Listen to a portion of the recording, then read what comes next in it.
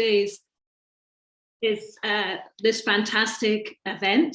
You'll have just got on your screens the little recording thing, so please just tick that if you're happy to be recorded. My name is Susan Elsley, and I'm here to facilitate this fantastic event from the Children's Parliament and Youth Theatre Arts Scotland, who are co-hosting this event on children's human rights and the creative arts sector. And what a brilliant time to be doing that. So many thanks to Children's Parliament and Youth Theatre Arts Scotland for hosting this event. It's very timely, and they are two fantastic organisations to give us this space to do it. Today's event will last only 1 hour, so we're going to whack on and get through as much as we can. But this is only the first part of a much longer conversation, which we hope everybody who's here today and everybody who's watching this later can be a part of. So we're going to have three fantastic panelists, Virginia, Rebekah and Helen, and I'll introduce them in a minute. Just to let everyone know the Zoom protocols and courtesies, your cameras and microphones will be off for the duration. So sorry, we can't all see each other. And the chat function will be disabled until the last 10 minutes, when please add anything that you'd like, and that will help us in our ongoing discussions. As you can just see from what's flicked up on your screen, the webinar is being recorded and will be hosted on the Children's Parliament's fantastic website and the YouTube channel. Today is an opportunity to hear from experts in the creative arts. We know that there'll be many more of you out there, so we'd love to hear from you. So please put your questions in the question box, and we'll pick up on them in the last 20 minutes of the session, and we'll continue to use that as we go along. Social media, you'll see that coming up in your chat in terms of the hashtags for today, which are CRBA Creative Arts and Year of Childhood. So that's all the practicalities. Because the cameras are off, this means that you can now eat that packet of crisps you haven't had time to eat for your lunch, or to stroke your cat. So please relax and enjoy the next hour. Now, the background to this event is something that we all know, that in March, just before the Parliament rose for the elections, it voted unanimously. Unanimously, that is so important to remember, to incorporate children's rights into Scots law. And that is a fantastic achievement, and one part of the staging post on our journey in Scotland to make sure that we realise children's human rights. All of you here will have enthusiastically welcomed that. And legislation is an important milestone, but it is a milestone. So what happens next, and what does that mean for those working in the field of the creative arts? So the aim of this event is to draw on the expertise of three people, three organisations whose work is underpinned by children's human rights, but also by supporting and facilitating creativity and creative arts. So we'd like all of us and all of you to think and to engage in this debate.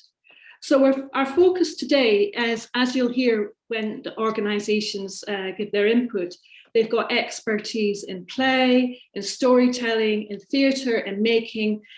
We could have also included those with specialisms, additional specialisms in the visual arts, music, dance, creative writing, and song, but we could go on forever. So here we've got an expert of organisations who are at the forefront of working with children in Scotland. And why I think it's so important is that creative arts have a very special part in children's lives. They facilitate, enable participation and engagement in all kinds of ways. And sometimes that's where the conversation starts and stops, around Article 12, around participation. But everybody here speaking today knows that it goes much further than that, that creative spaces give spaces for children which support their resilience, their learning.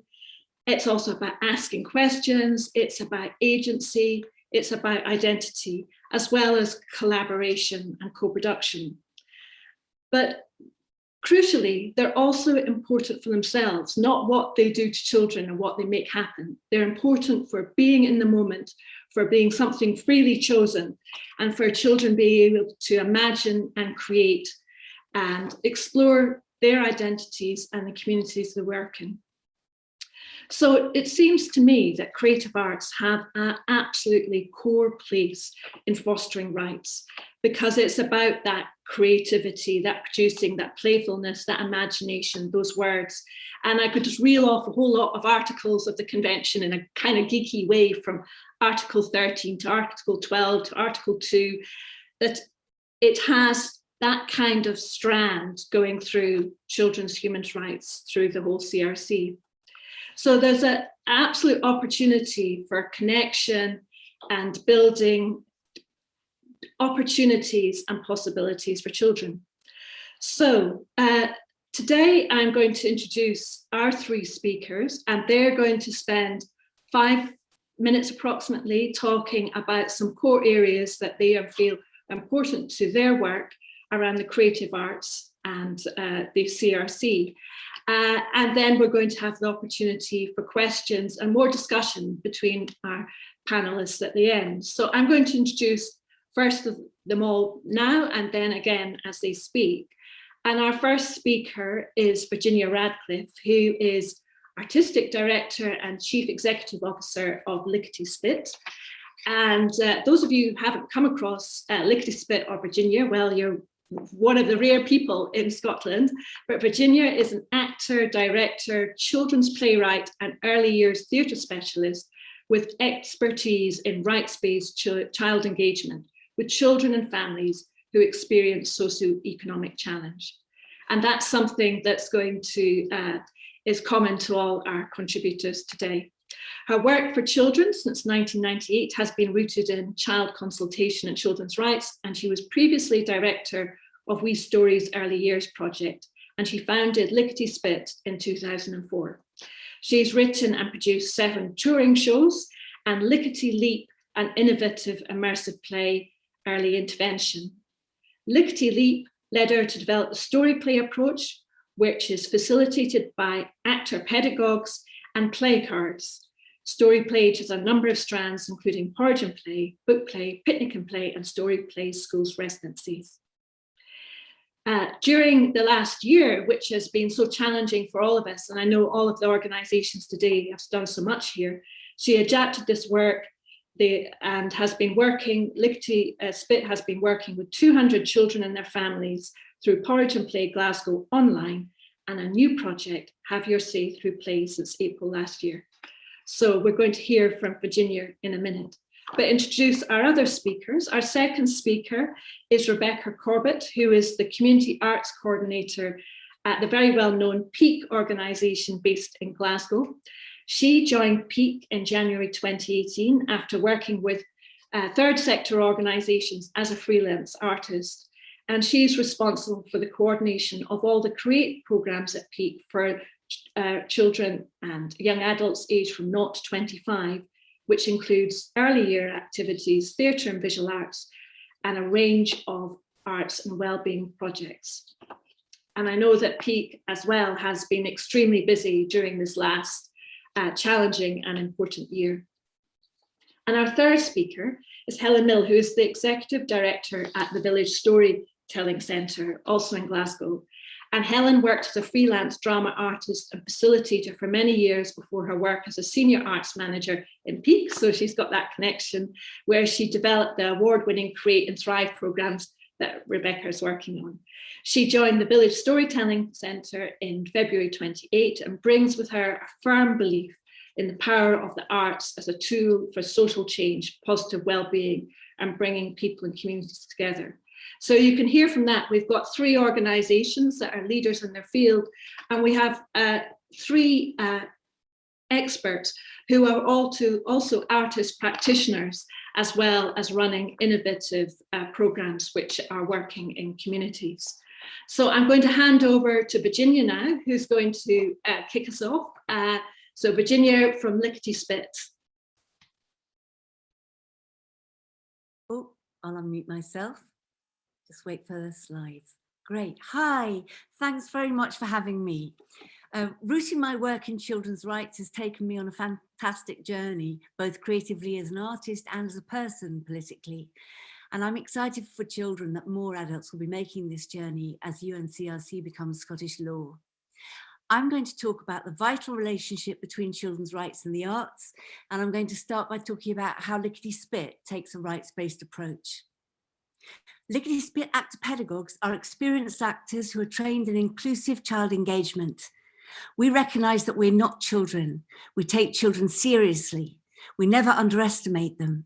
Play is the language of children, and theatre is, of course, the art form based on play. So there's an important natural affinity between children and actors. Key to our approach is the belief that everyone is creative and that the story is just the beginning. Every experience a child has huge resonance for their imaginative life and the way they see the world.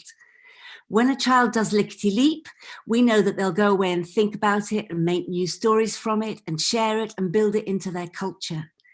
As theatre makers, we can give children these navigational tools to chart their own course. And that is the essence of children's rights.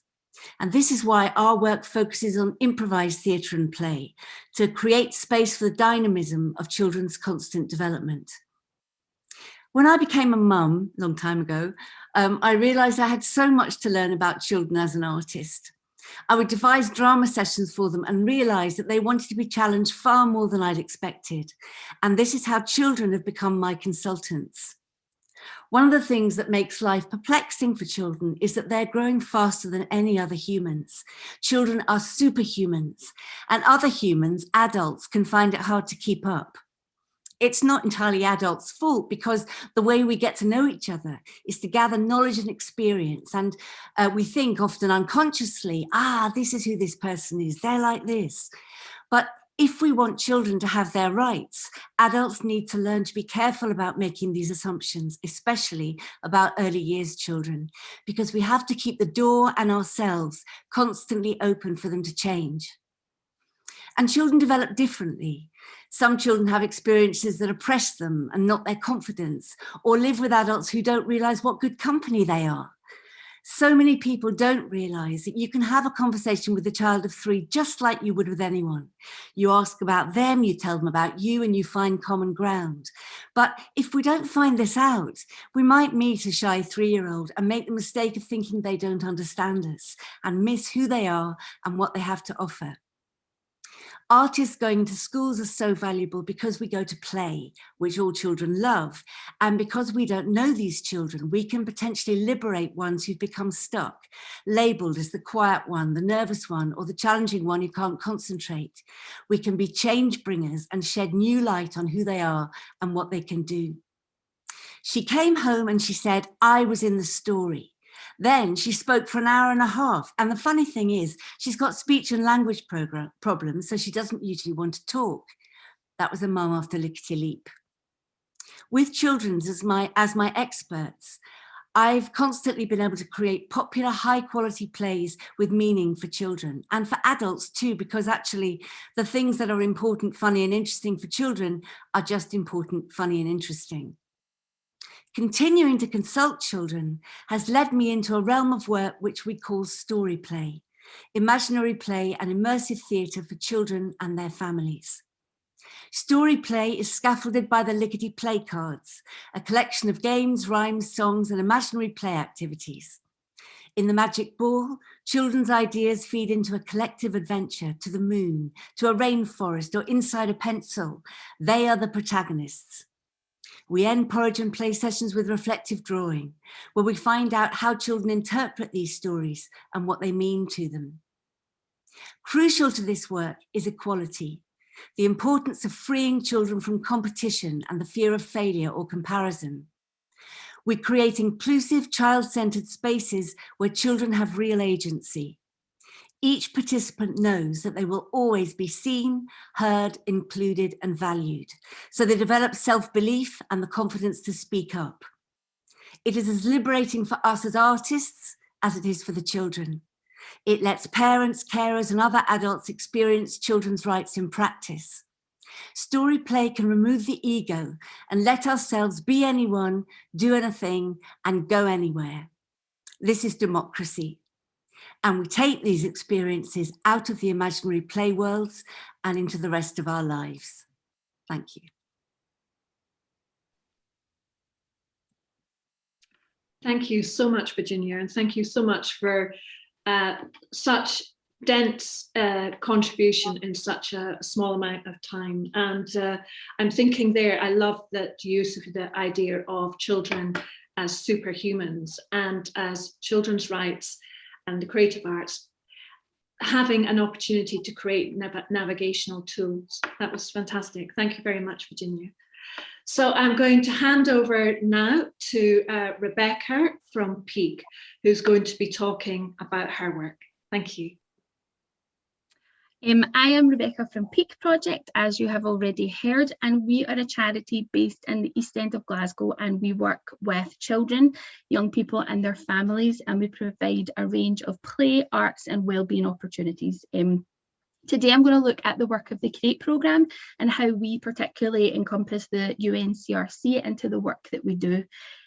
Of course, there's a massive focus on Article 31, and we aim to provide as many arts opportunities as we can to the children that come along to our sessions. So we have a range of visual arts, theatre, music, dance, workshops that we run in our communities, alongside the opportunity for children to actually go on trips and outings and experience things like live theatre and go along to orchestral performances and get through the doors of a national gallery, things that they wouldn't normally have the opportunity to do. And actually in the summer, you'll probably find us on a train with a bunch of kids going through to the Edinburgh Festival to give them the chance to experience something that's on their doorstep, but not really on their doorstep. I started with Peak about 4.5 years ago as a freelancer, and one of the first projects I worked on was with their youth theatre, who were creating a production they were devising themselves called Listen, which was based around Article 12. Now, Article 12 establishes the right of every child to freely express his or her views and for all matters affecting him or her. Their rights to views are given due weight according to their age and maturity. And it became very clear very quickly that the work of the CREATE programme was around Article 12, and all the children across the board were given their own views, and they were able to use the arts as a way to express how they were feeling.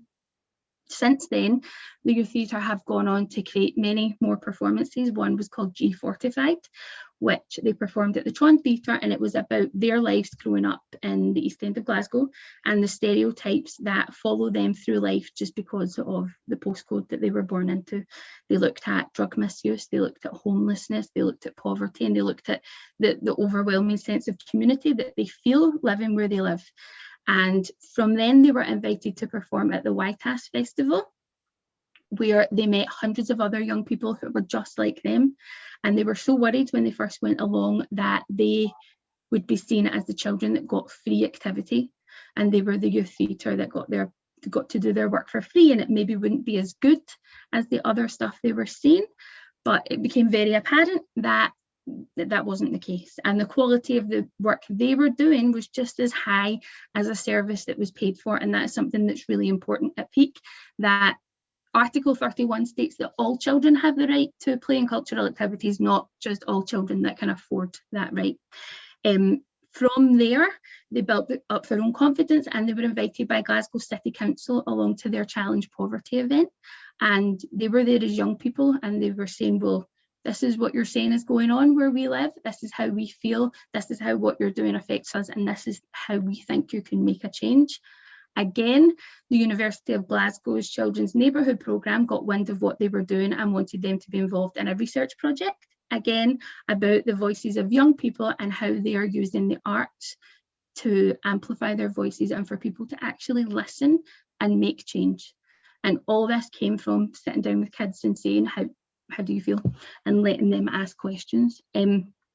Before I finish up, I'd like to look at where we are right now. And the creative sector is in a really, really unique position, and that a lot of the work we're doing is online.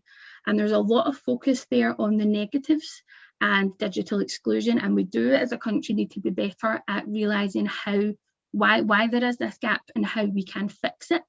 but there's not been a lot of focus on the positive there, and that we're further breaking down more barriers that are stopping children from accessing the arts.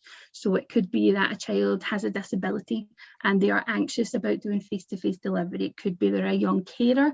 There could be some safety concerns getting to and from sessions, and now they have the opportunity to do this.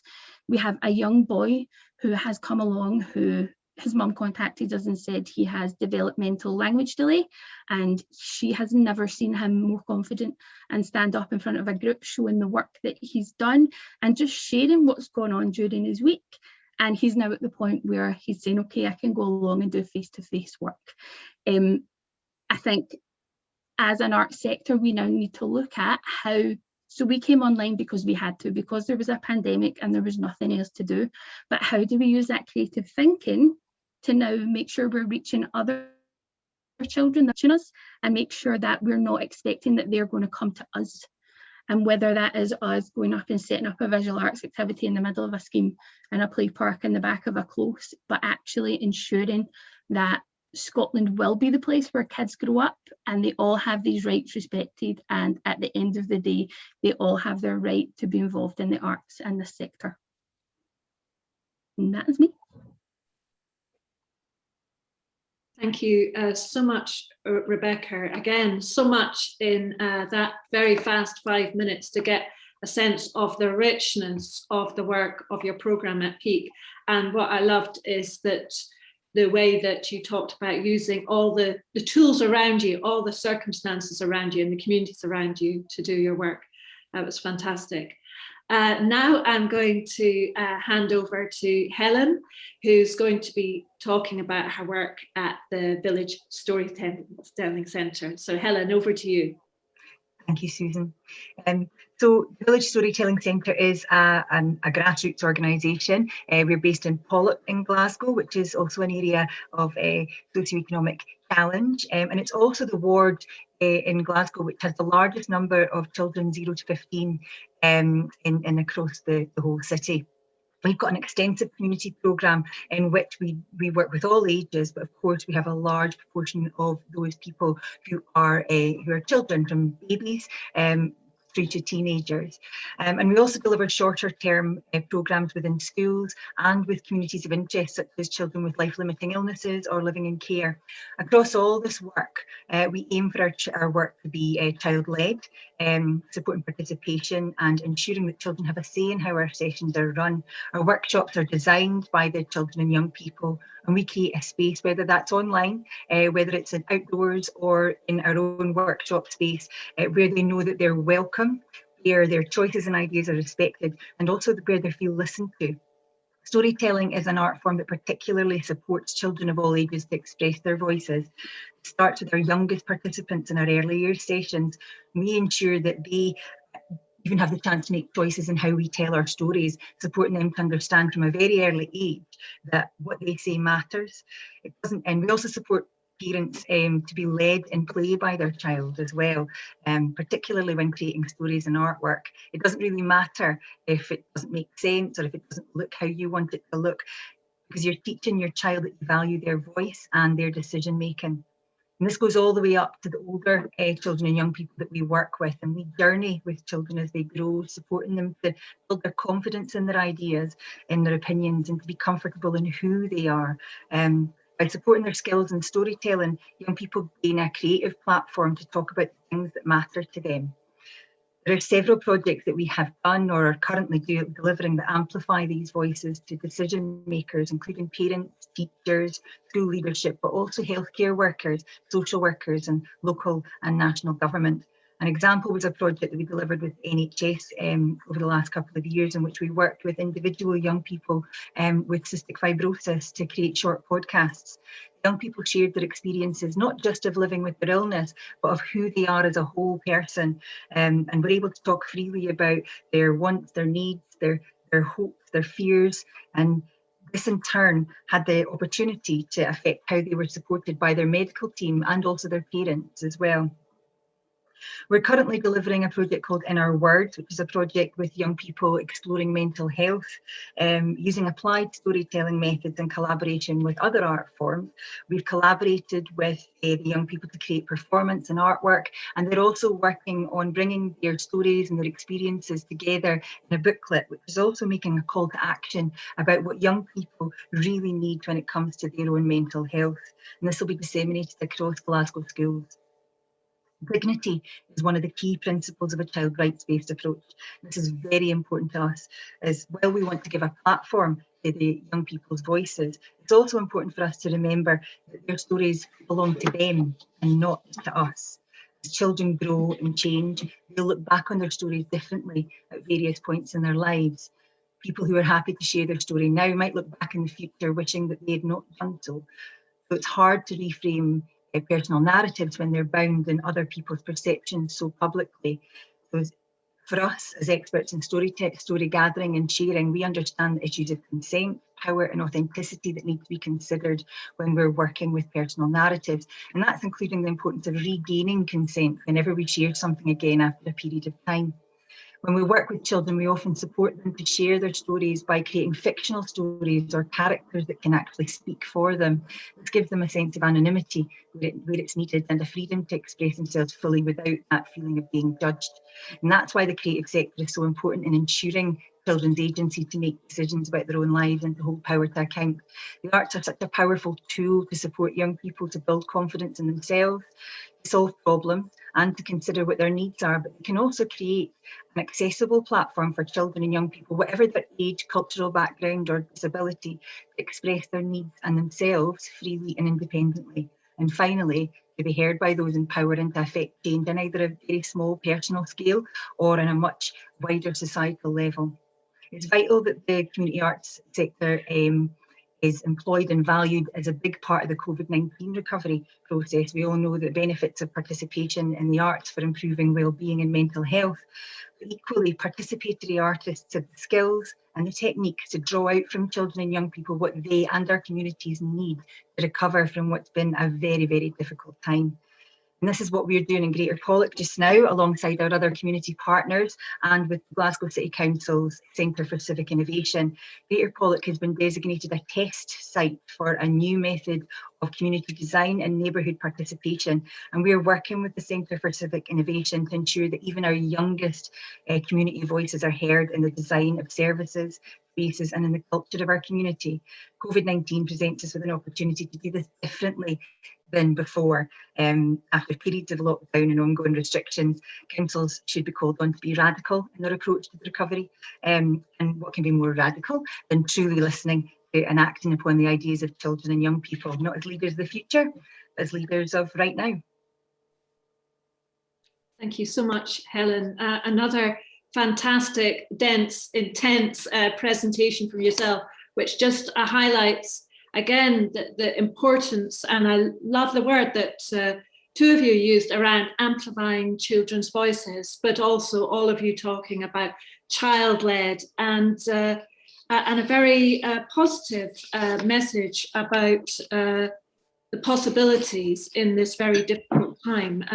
Virginia, you picked up on the importance and the dynamics of early years development for children, but also creating open doors and not underestimating children ever, and that the opportunity for conversations to have common ground. And I think that's something that we should hang on to, that you're saying very clearly that doesn't matter how young you are, you still have that place, that opportunity, and need that space. And Rebekah, I was very taken with what you were saying about amplifying voices and using Article 12 and working across a whole range of the arts, but particularly what you were saying at the end, and that might be something we can come back to, because all of you have done this in the last year, about online providing opportunities for inclusion and for giving voices to to children who might not have usually been able to do that. And I think that's something very important. And Helen, I loved the way you were talking about the power of stories, the power of gathering stories, and about children being able to make choices about how they tell their own stories, and how they can be the drivers for expressing their views. But also that project that you were talking about at the end, that sounds very, very exciting indeed.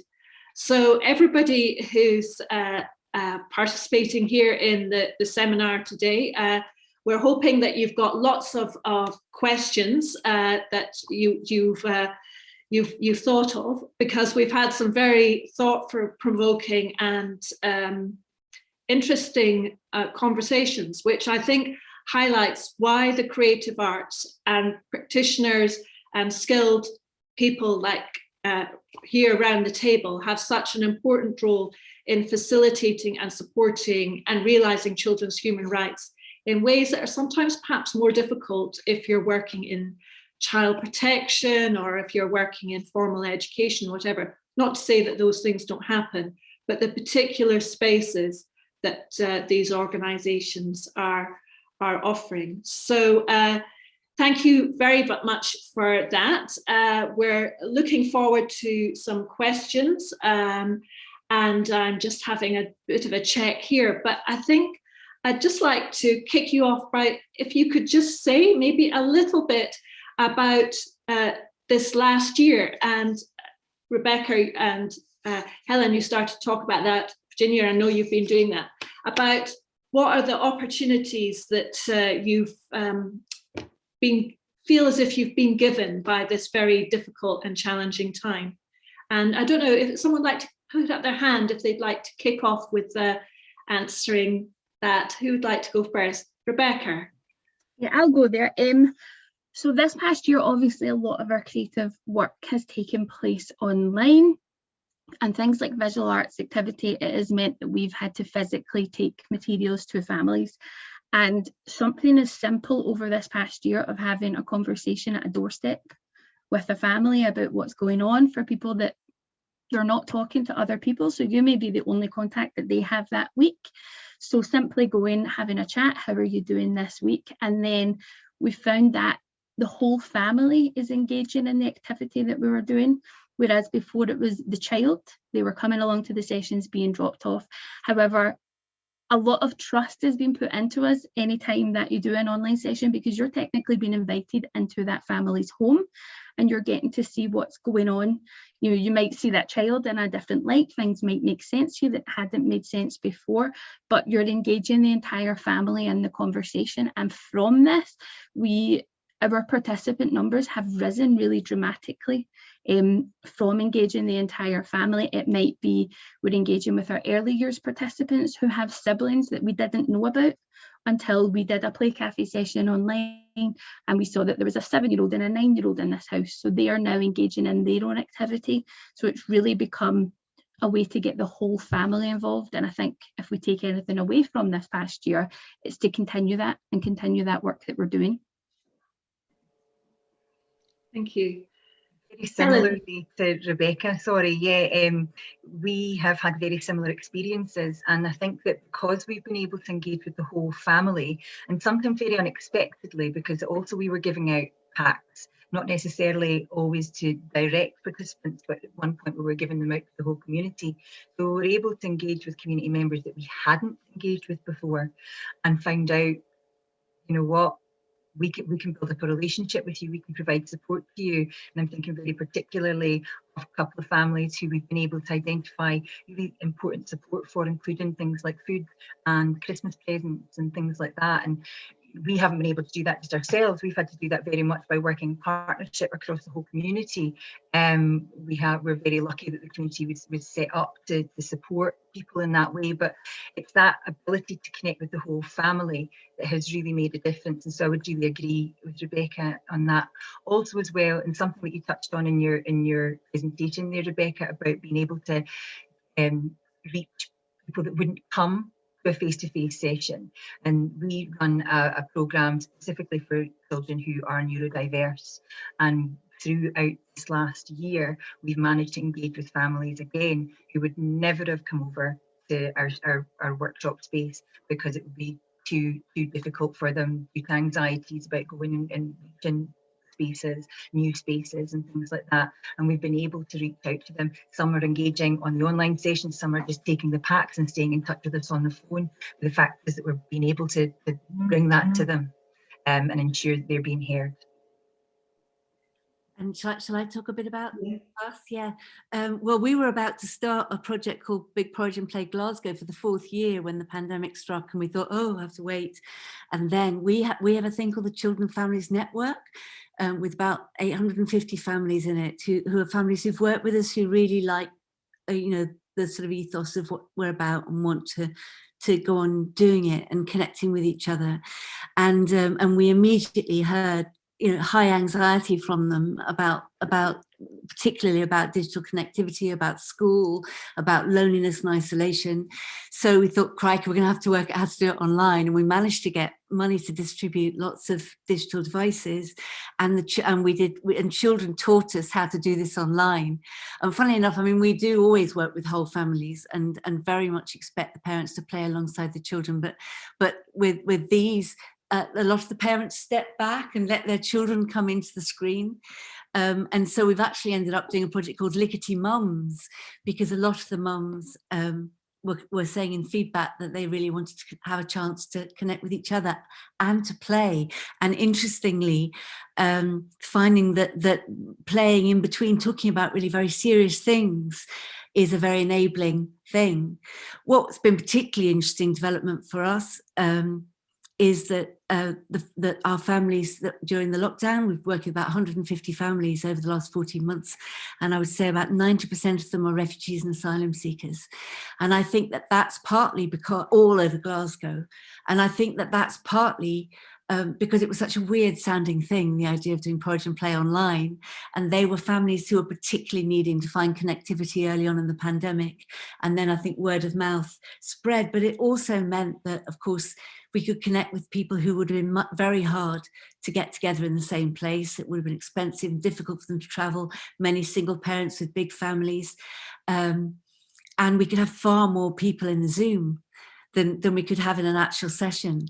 And we also had never had an opportunity to work with the same people for such a long period of time, because we were doing 3 sessions a week pretty much all the time.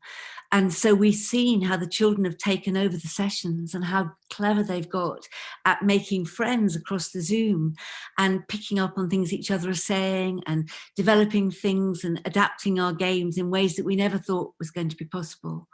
So I can't imagine that. I mean, the other thing that we developed during this time was this child consultation, adapting our games to talk about children's rights. And so our children have been consulted, like it sounds like some of yours have too, about their experience of the pandemic, flying with their imaginary balloons high above Glasgow, talking about what it's like down below and what's different now about the pandemic and how they feel about it, and using it to show their parents how well they understand how difficult it is for them. It's been really humbling. And I can't imagine that we won't continue to do some of our work online going forward, but we're all desperate to meet. And we brought in some external artists to do some picnic and play sessions, and had an amazing African dancer who did 3 sessions. And excuse me, it's particularly great because lots of our families have African origins. And one of the artists that came in said, of course you don't really know the families. And we said, oh, we do. We feel that we know them really well, even though most of them we've only got to know online. And next week we're going to start meeting them in the parks in Glasgow. So, oh, that's fantastic. Yeah. So I mean, all your organisations have been absolutely key to keeping people connected, and I know that can be, you're all working in Glasgow at the moment, but that can be replicated all across Scotland in terms of many of the organisations who are doing that. Now, I've got a couple of questions that have come in here. So the first question we have is, it's a big one. What knowledge, skills and training do creative arts workers with less children's rights experience need to take a rights approach? So this is a bit of for some support for anybody out there who's feeling you know, I'm do the creative arts work, but what does it mean to take a rights-based approach? Although I think you've all begun to tease that out really well. Do you want to add anything to that? Would anybody like to kick off? Maybe just a few quick words, and so we can get around this time. I think that there is a sort of recipe for training people to, I mean, you know, knowing how to speak to children and empower children. There are things that you can literally learn, but that you have to practice. All of us, I've had to learn. And it's partly it's to do with confidence, that children always do want to talk to you and want to play with you, even if they may not look as though they do. And partly it's to do with the language that you use, that you have to be very mindful not to make what children are saying not to comment on them, not to be judgmental, but simply to be open and interested and scrupulously equally interested in every child that you're working with in a group. And that sort of thing, you know, it's like patting your head and rubbing your tummy because you're reading the room and working out what everybody else needs. But I think that it's to do with learning an inner confidence in yourself through practicing and doing it. And I think, of course, I would think that playing with children is the way to do it. And we find that the structure of our play cards creates a sort of scaffolds an environment where people can get to know each other and get to know each other in quite a sort of profound way through play. Can I just add in there as well? First of all, I love your play cards and thank you very much because you gave them to us and they went in our story bags which helped connect with that family. Thank you.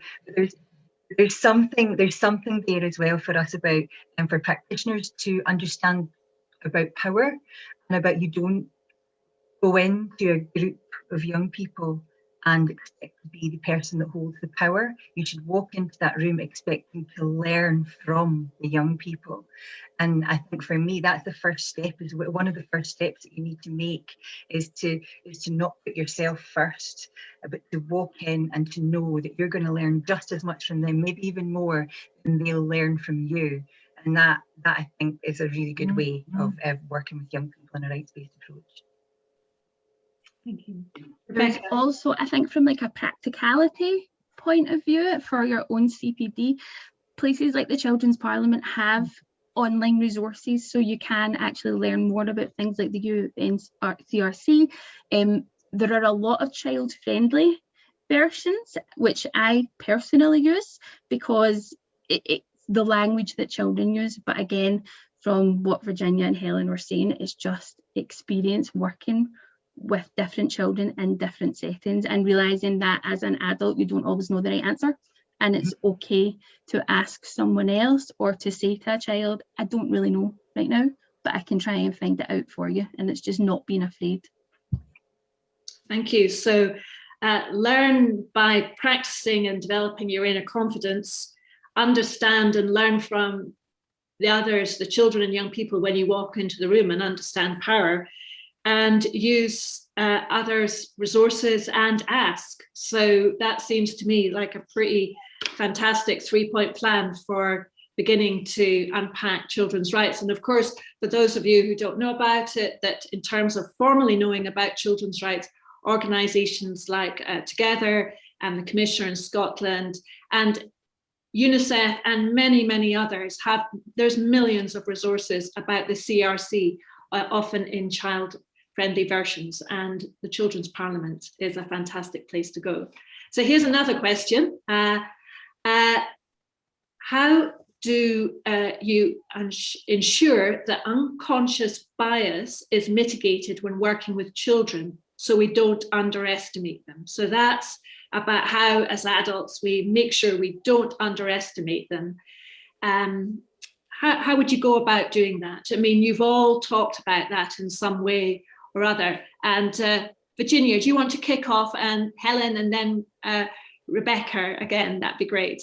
Yeah. I mean, I think the main thing is to plan, you know, to find out if they're interested, what they're interested in, and what they want to do.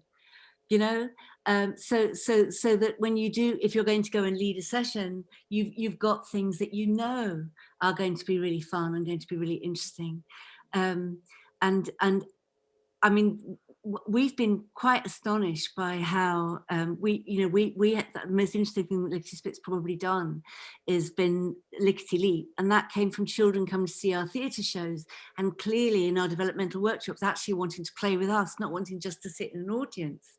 And so we thought, God, how can we do that, and what's that about? Because actually at the time, and there is still a lot of talk about the importance of leaving children to play and giving them the autonomy to play independently, and for adults not to interfere with that. And that's obviously terribly important. But there is also a place for what we're all doing, which is facilitating and supporting children's play, particularly with children who've got barriers to overcome, and who have low self-esteem, and who the children that sort of get forgotten when they're in a class of 30 children because there's 30 children. And so I think that creating a very, very equal space and making sure that you're constantly making eye contact with people and letting them know that you're interested in what they have to say, and being really acutely attuned to not being more enthusiastic about somebody than somebody else, but just being implicitly enthusiastic is absolutely key. I mean, the children led us to Lickety Leap, the show that they led us to develop, has turned out to be a piece of amazing early intervention that now we do in primary schools with primary ones, and we see huge changes in teacher evaluations on children's confidence and social skills and emotional literacy and resilience and use knowledge of language, and all that has come from children. We didn't brilliantly devise this thing. We devised something in response to children, and unknowingly, to us, they led us to create this thing that kind of met their needs. So I think it's a lot to do with us having confidence both in ourselves to reconnect with our own playfulness and in children. Helen. Yeah, I would second everything that Virginia says there, and really it's about creating that space where everyone is equal as much as possible, and to really not go in with an agenda. You might have aims, you might have something you want to create, but if you go in with a specific agenda, then you will have unconscious bias. And so you really need to think about what you're going into the room for, or the space, or the online space, or whatever it is. You need to think about what it is that you want to get out of it, and to shed the things that might lead you to unconscious bias. If, for example, if you're making a performance with young people, take risks. Let them think big. You can start to put the parameters in if you need to. Obviously, they can't create £1 million show if you don't have £1 million. But if you do want to, for example, a show that I did with Pete, if you want to put a cage in the middle of the stage, and you think, I don't think we can do this, find out. Let them lead the way. And if you need to put parameters in, then put parameters in. Thank you. Fantastic. Rebekah. I think it's knowing yourself and knowing how you approach certain situations, and not going into a situation with an assumption of what is going to happen. So never assuming what your outcome is going to be. In this sector, a lot of the time we do work to specific funding requirements, but you can work around those requirements, and a young person will very quickly tell you, so will a child, if they do not like your idea. And it's important that we don't go in with our feelings getting hurt, and letting them have that space, and even letting you be that adult that they can say things to, that you're not going to react terribly or be shocked. So try not to be shocked and try not to make assumptions. And if you feel that for whatever reason you may be biased when you're in that room, finding out yourself why that is happening, and think, maybe I need to take a step back. Maybe right now this isn't what we should be doing. Is it right for the children and young people? If not, why not? I mean, can I just add to that I think working as a team is very important, and having debriefs. And we do that very much. We would have a lead actor pedagogue, and a second actor pedagogue, and probably a third actor pedagogue, so that we have lots of people around to support and chat to people. And if people are, and it's really hard to remember who you last asked a question to, and so we monitor it for each other. We go behind children and and remind somebody not to leave them out. you know, and then we discuss it afterwards and we reflect on whether there has been any unconscious bias and how we can support different children. And that in itself is fascinating. You know, it's all about developing relationships and learning about people and learning to work as a team. So it rather than being something to be afraid of, it's something I think that we can really take on board and learn and get more confident in managing. Fantastic. So again, on this one, just in terms of unconscious bias, making sure you've got an equal space, not going in with an agenda and never assuming, and team working are key to that.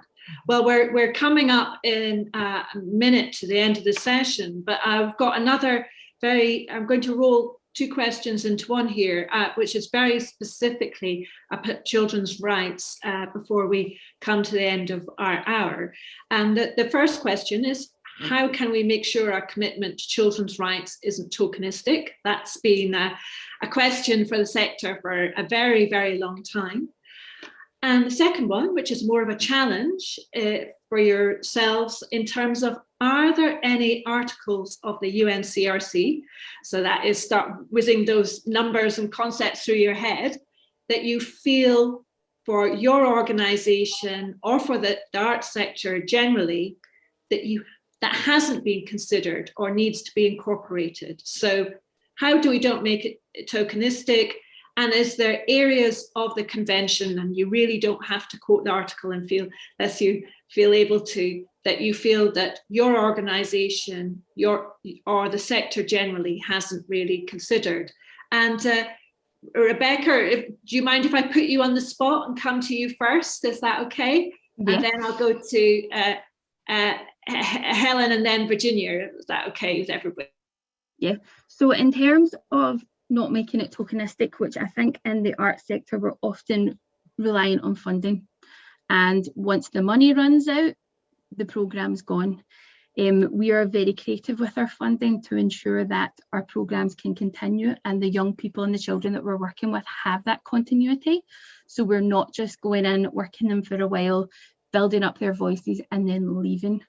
And it is important that I think a lot of funders are more open to this now, and there are funding pots that are lasting longer, that are listening to organisations who are saying, we don't want to be tokenistic, we don't want to make this brilliant programme and then in 12 weeks that's it done, or we'll work with this school for 3 months and then come the end of the term we will be gone. Even if it's a case of continuing contact, if your project or your programme can't continue, but finding a way to remain in those children's lives. If you are unable to do that, or if your organisation is unable to, then a network of other organisations and saying, okay, this project is done. However, there is a project at the Village Storytelling Centre, which I think would be brilliant for your family. And it is the same approach and the ethos behind what's going on and linking in with others in the sector.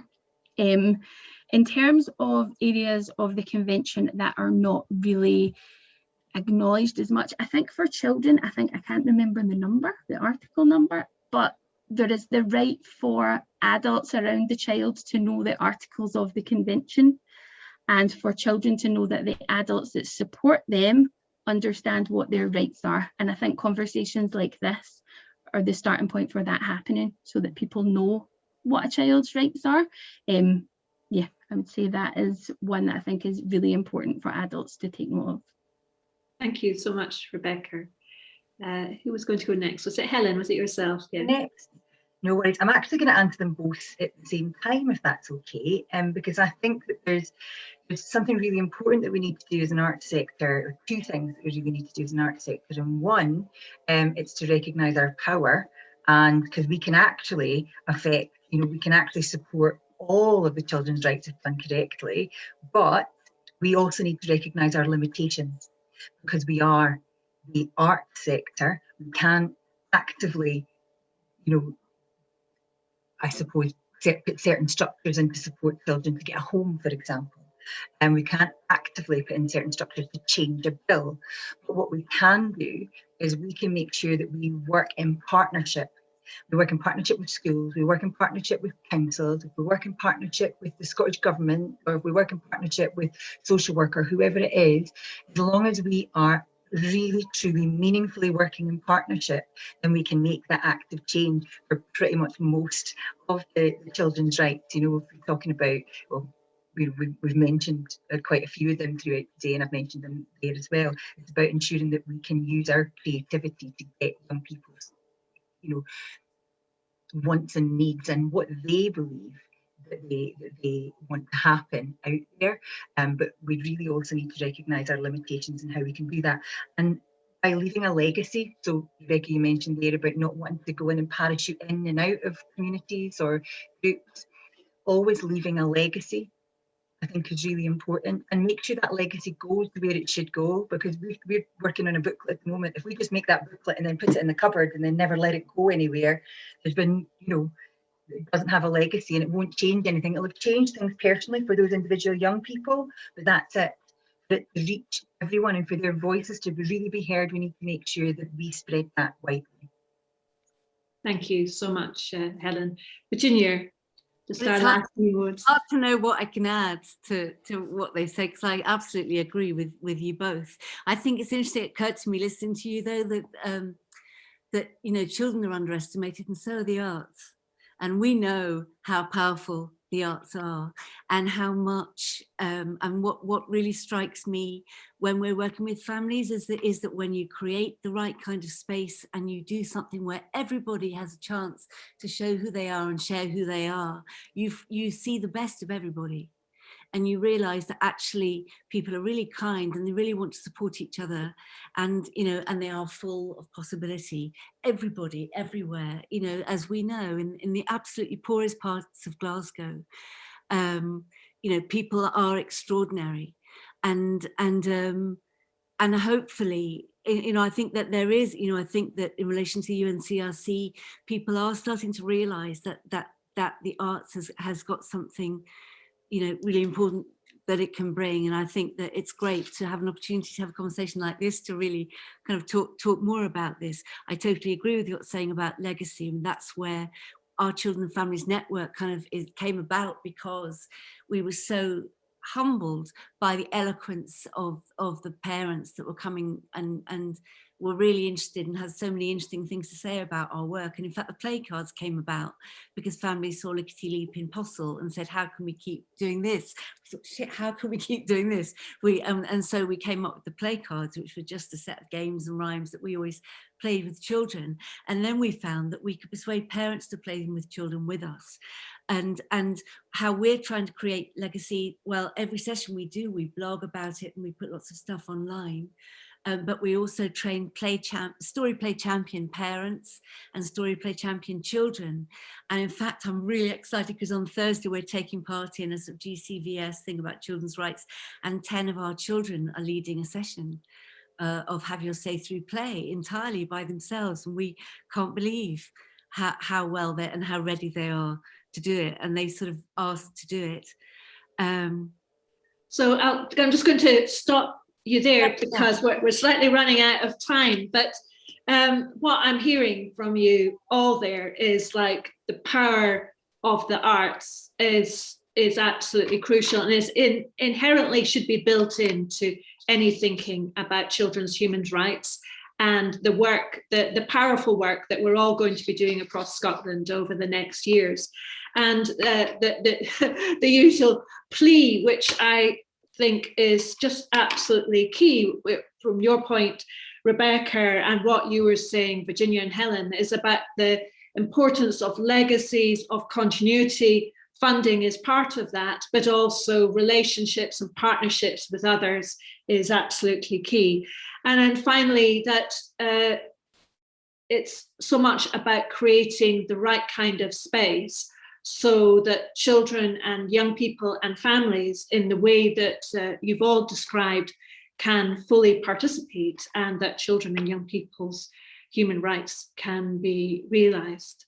I would just like to say, because we're coming to the end, that thank you, all three of you. Thank you, Rebekah, Helen and Virginia, for cramming so much into the hour and describing your fantastic work, but also giving us some deep thinking about the power of the creative arts for children and young people. But there's also a wider message there, as you've all pointed out, in terms of adults learning about the CRC, adults playing with children and participating with children, and adults learning from children, which is something that we would all think is very important. So thank you very much to all of you for your time and your commitment and the work of your organisations. Just in finishing off for today, I know that everybody who's here will get a follow-up email from the Children's Parliament and Youth Theatre Arts Scotland. And the Children's Parliament, as you know, have a great big band of Anfairties who support children's rights. If you've not joined up, please do, and you'll get some information about that. The chat box is still open just now, but also if any of you have got any thoughts, please get in touch with Vicky and Jessica, who are the lead hosts today from the Children's Parliament and Youth Theatre Arts Scotland. And thank you so much for attending today and for listening, and hopefully feeling as enthusiastic and empowered and as committed as our panelists do today to go forth and support children's human rights in every single way we can. Thank you very much, everybody, and have a good rest of afternoon. Thank you.